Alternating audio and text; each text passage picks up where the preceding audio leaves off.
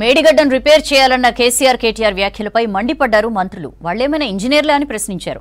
మహిళా సాధికారతకు కాంగ్రెస్ కృషి చేస్తున్నారు మరో మంత్రి సీతక్క.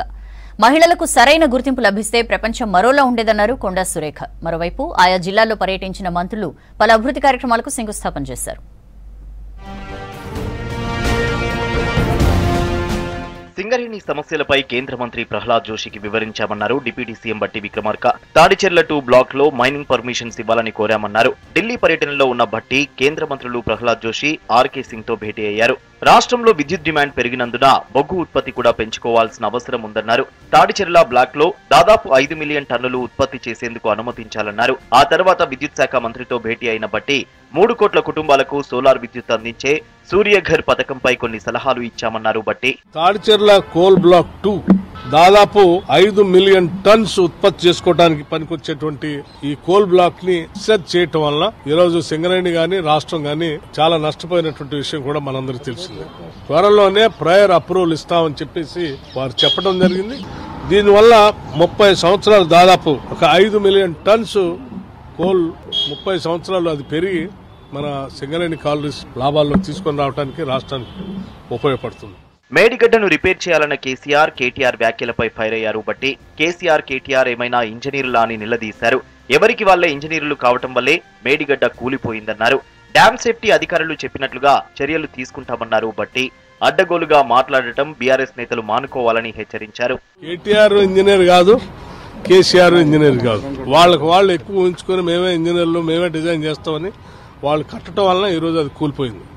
సో ఇప్పటికైనా వాళ్ళు ఆ డ్యామ్ సేఫ్టీ అధికారులు లేకపోతే ఆ ఇంజనీరింగ్ నిపుణులు వాళ్ళు పరిశీలన చేసి వాళ్ళు చెప్పినట్టు చేయడానికి అవకాశం ఇస్తున్నాం.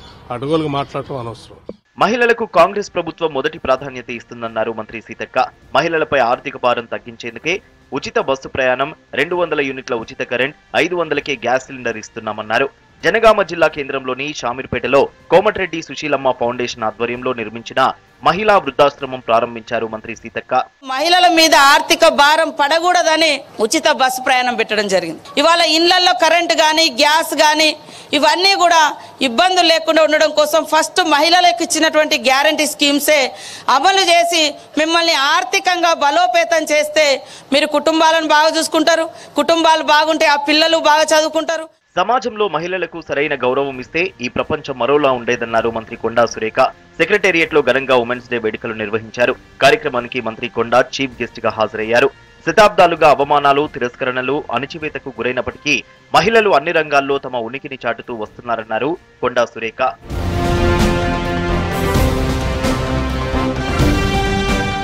సంగారెడ్డి జిల్లా ఆంధోల్ మున్సిపాలిటీలో పర్యటించారు వైద్యారోగ్య శాఖ మంత్రి దామోదర రాజనరసింహ. దాదాపు 138 కోట్ల రూపాయలతో అభివృద్ధి పనులను ప్రారంభించారు.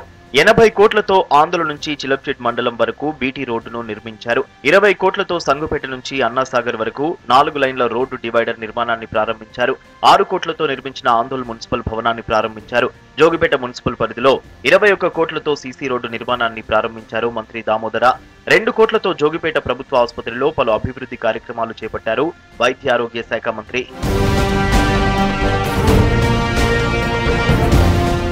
సీడ్ కార్పొరేషన్ లో జరిగిన అవకతవకలపై మంత్రి తుమ్మల సీరియస్ అయ్యారు. తక్షణమే సీడ్ కార్పొరేషన్ మేనేజ్మెంట్ డైరెక్టర్ ను తొలగించాలని వ్యవసాయ శాఖ కార్యదర్శికి ఆదేశాలు జారీ చేశారు.